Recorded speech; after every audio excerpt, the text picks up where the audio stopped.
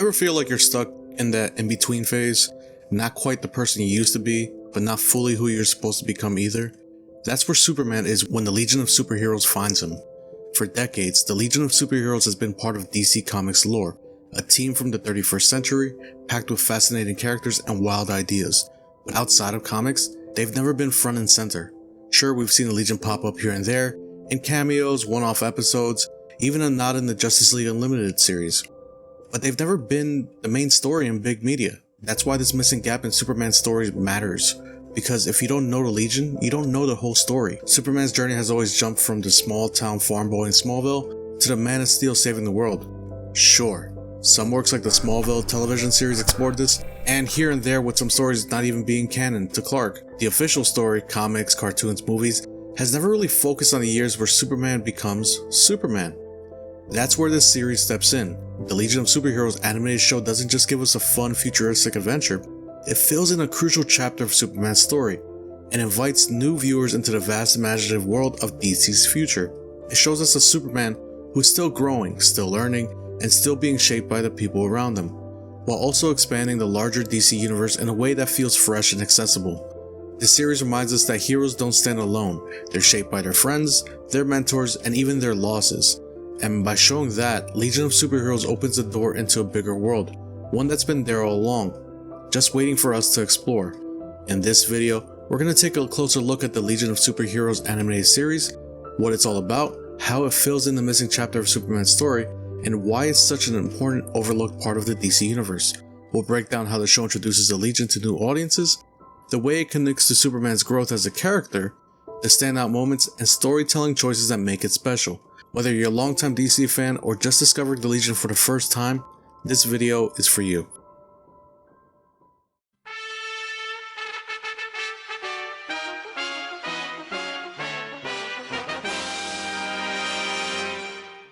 I was fully prepared to sit here and give you guys this big season 1 summary. For this section, I even wrote a whole thing out, but it just didn't sit right with me. It seemed very anticlimactic. The Legion of Superheroes animated series is amazing for a lot of reasons, despite the fact that it comes across as a very simple and sometimes complex series in a way that late 2000s animated programs were struggling to be, in a times where network were still expecting very simple and edgy content in a way that can also be easy for kids to take in, while engaging in a way for the adults that watch the show with the kids. This is probably the start of audiences looking for more long-form storytelling, with that very pop and flash we tend to see in a lot of cartoons at that time, following the template provided by the Justice League animated series that had character growth, story arcs, and explored many different themes. Season 1 itself is interesting and it's worth exploring in more detail because it really distinguishes itself from the second season, and I think that's important to the story of Superman. While in many older DC comics from the Golden Age to the Silver Age, the identity of Superboy was explored a lot more than we see now, and I don't mean Connor Kent or Jonathan Kent, I mean the actual Superman, Clark Kent. Well, the Golden Age version anyway. These were the adventures of Superman as a kid and how he developed his powers. I like to use this analogy of Jesus, and I'm not hinting at any savior complex or even its religious connotations. In the Bible, we know the birth of Jesus, and then it kinda shifts to him as an adult. Very few stories of his childhood are mentioned, and maybe that's why some people have a disconnect with his story. Superman has a similar trajectory. A lot of his childhood is kinda skipped over in main story canon. The Legion of Superheroes expanded this time period. Superman as a teenager gets to explore his powers with others in the same situation, young, inexperienced, with this willingness to do what's right in the face of insurmountable challenges. This season explores a lot of that idea of growth and development. Superman's story is pretty mainstream in a sense that most people know Superman's powers, weaknesses, ideologies, but we're used to this pretty well developed Man of Steel, yet the in-between is kind of left to writers' devices more often than not.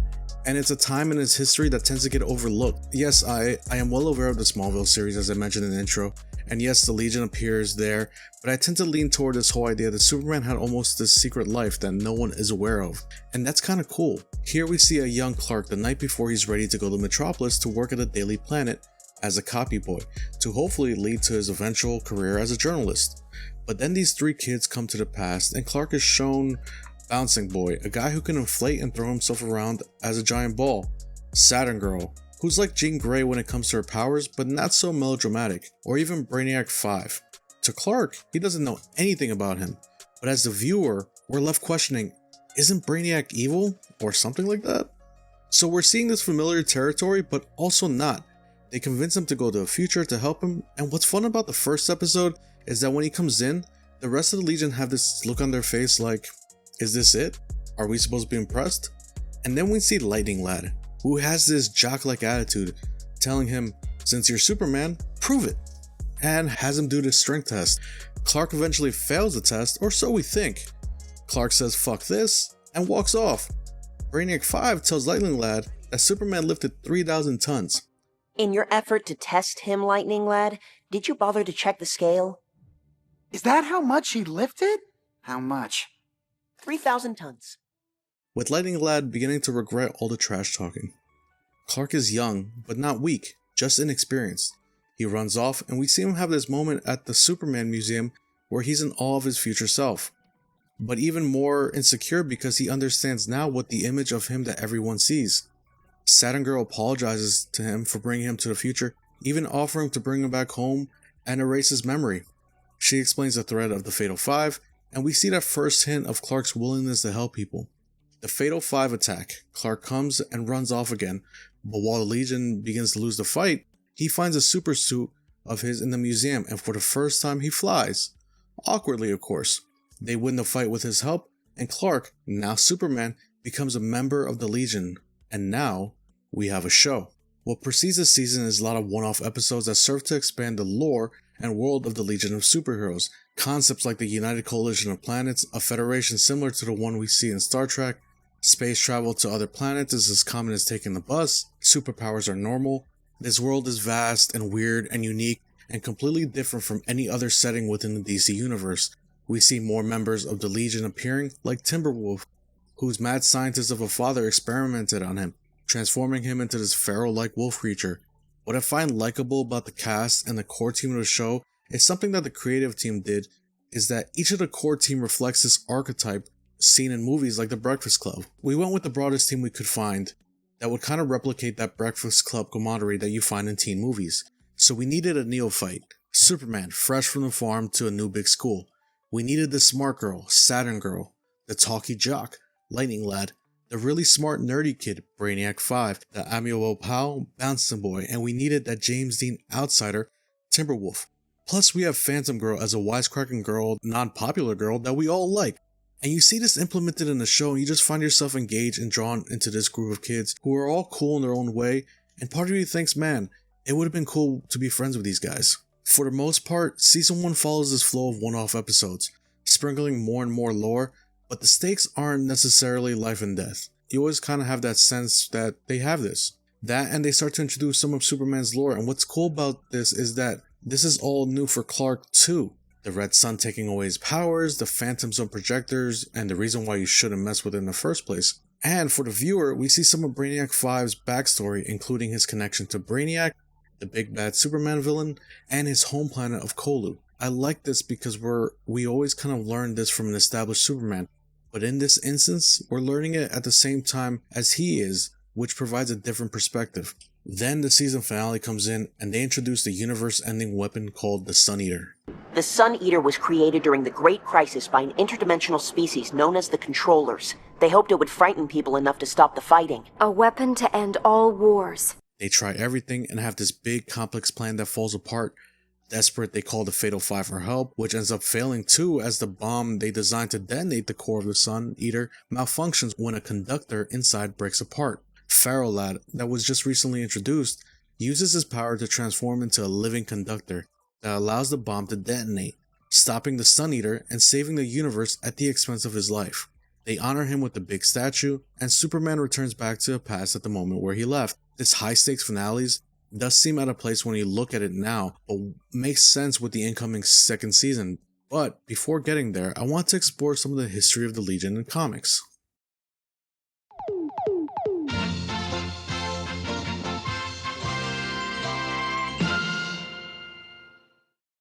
Before we go deeper into the show, we need to talk about the Legion of Superheroes in the comics, because the Legion didn't just pop out of nowhere. This is a team with a long, wild, sometimes chaotic, sometimes brilliant, and always fascinating history in DC Comics. If you're coming at this fresh, it can feel like you're stepping into the middle of a conversation that's been going on for decades, and honestly, that's because you are. The Legion first appeared in 1958's Adventure Comics number 247. Just a one-off story. Superboy Clark Kent as a teenager meets 3 kids from the 30th century, Lightning Boy, who later becomes Lightning Lad, Saturn Girl, and Cosmic Boy. They're part of this superhero club that was literally inspired by his legend. They travel back in time to meet him, test him, and ultimately recruit him. It was a simple, almost throwaway comic, but fans loved it, so they kept bringing them back. By 1962, the Legion had its own regular feature in Adventure Comics. Superboy was a headliner, but slowly, the Legion pushed them aside. They became the stars. The team expanded fast. Chameleon Boy, Brainiac 5, Phantom Girl, Triplicate Girl, Bouncing Boy, Timberwolf. They had a clubhouse that looked like a rocket crashed into the ground. The leader position rotated, and there was this whole culture around it. The idea of a team built by kids for kids in a future where humans and aliens work side by side under the United Planets, and alongside the Science Police. That backdrop, that cosmic, bureaucratic, messy galaxy, is part of what makes the Legion feel so different from other DC teams. And yeah, it got weird. They had tryouts where people with the most bizarre, sometimes borderline useless powers would show up, hoping to get in, and some of them, like the Legion of Substitute Heroes, actually stuck around. There were moments of tragedy too. Lightning Lad died and was brought back, Feral Lad died and stayed dead, and the Fatal Five, Mordru, and Dark Circle became recurring threats. Jim Shooter, who was 14 years old when he started writing for the Legion, helped expand the team's mythology with big universe-shaping ideas. Many of these early ideas you see in the first season with the tryouts, Feral Lad's sacrifice, and the rotating leadership with Bouncing Boy becoming leader late in the first season. But here's where it gets messy, really messy. The Legion was built around the idea of Superman being their inspiration, but after Crisis on Infinite Earths, DC erased Superboy from Superman's canon. That left the Legion in a weird space. How do you have a team built on a legend of a character who technically never existed? They tried to patch it up by making Mon-El the new inspiration, but it never really clicked. The next few decades were a cycle of reinventions, the 5 Years Later era, the 0 Hour reboot, the 3 boot in 2004, the retro boot in the late 2000s, and eventually the 2019 Brian Michael Bendis run. Every time they'd start over, the creative team would try to reframe the Legion's place in the DC universe. Sometimes focusing on the politics of the futures, sometimes leaning into the soap opera dynamics of the team, sometimes going full-on cosmic adventure. It's a lot, and it's messy, but that mess is part of the charm. The Legion isn't just a team, it's an idea. It's its wild, aspirational vision of a future where the galaxy can be better, where powers don't make you special, but how you use them does. It's about kids who don't quite fit in, who come from different worlds, who believe in something bigger than themselves. The Legion has always been for idealists, the dreamers, the kids who feel like they don't belong. And that's why the Legion showing up in Superman's story matters. It reminds us that even the greatest hero in the universe was once a kid, that he had to figure it out just like the rest of us, and that sometimes someone else's backstory, someone else's fight, can help you figure out who you're supposed to be.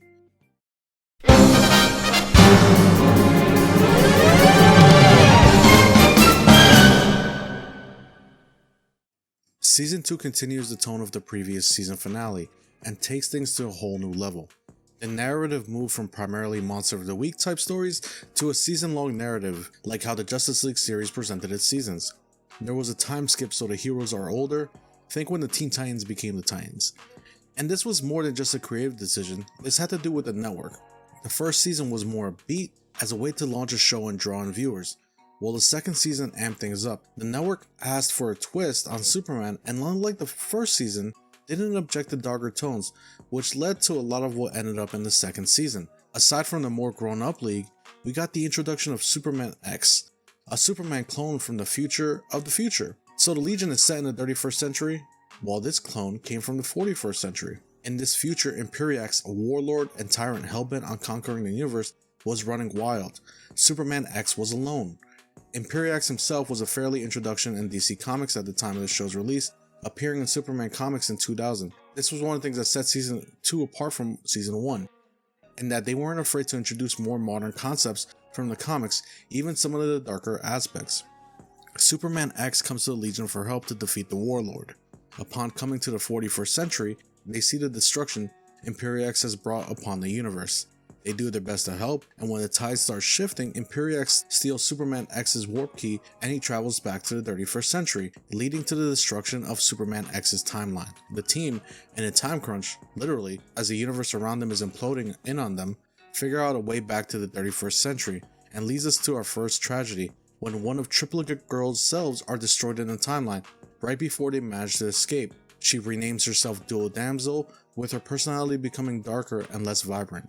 Back in the 31st century, we see the destruction caused by Imperiex, meant to convey to the viewer just how big of a threat he is to the galaxy. Much of the season revolves around the team working to defeat Imperiex and his armies, which leads to various episodes that help to build up the plot. Much like the first season, new team members are introduced and given more focus. Saturn Girl is stuck in a healing trance after Imperierx's initial attack, so other members come into focus like Chameleon Boy, who became part of the recurring core cast. Cosmic Boy has a bigger role in this season, and Lightning Lad has more of his backstory revealed, including how he and his brother got their powers, along with the sister who disappeared, and Imperiex also blew his arm off, so now he's sporting a cybernetic arm kind of like the Winter Soldier. But what about Superman? As much as the first season focused on the development of Superman as a character, this time Superman did appear, but because we had Superman X, this meant that Clark wasn't going to appear in every single episode. But that's okay for two reasons. One, he comes back as an older, more experienced Superman, so he was much more formidable in battle and served as team leader in several episodes. But the second and arguably more important reason is that the story of Brainiac 5 helps to supplement this story. While Brainiac 5 is not Brainiac, he is his descendant. Brainiac is one of the most notable and important Superman villains. Brainiac's history is tied in a lot of ways to Superman, most in his connection to Krypton. In one of Brainiac's more despicable acts, he shrinks the Kryptonian city of Kandor.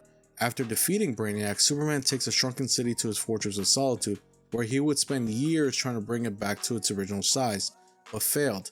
In the episode Message in a Bottle, Kandor is attacked by Imperiex to get a device called the Messenger, that was originally designed to stabilize Krypton, but with the efforts of the Legion, they managed to stop him.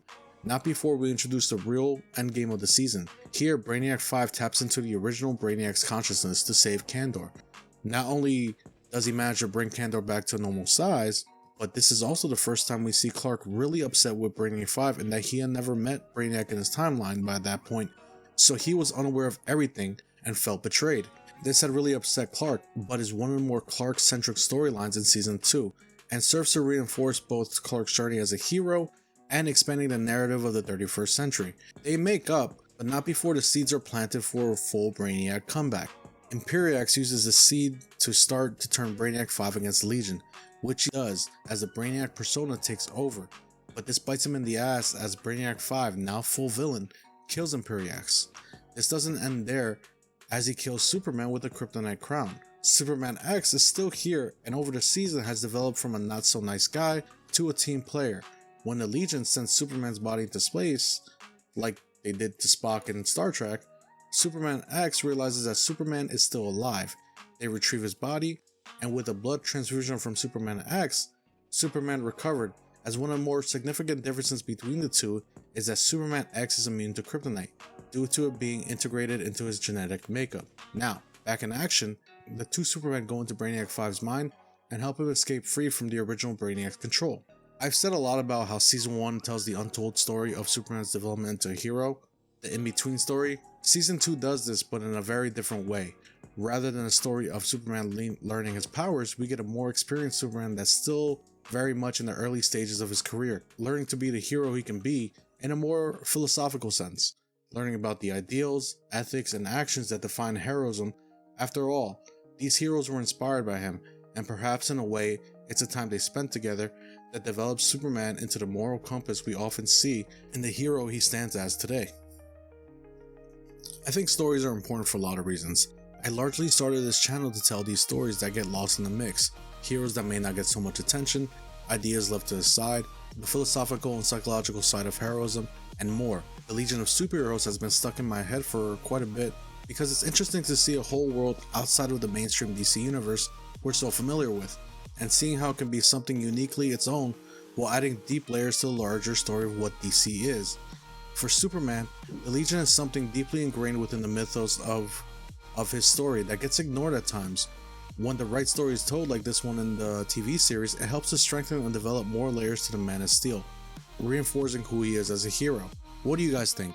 Have you watched this series, and do you think it's an important story to tell? Let me know. Thanks for watching. I know more people are coming in, and I appreciate all of you.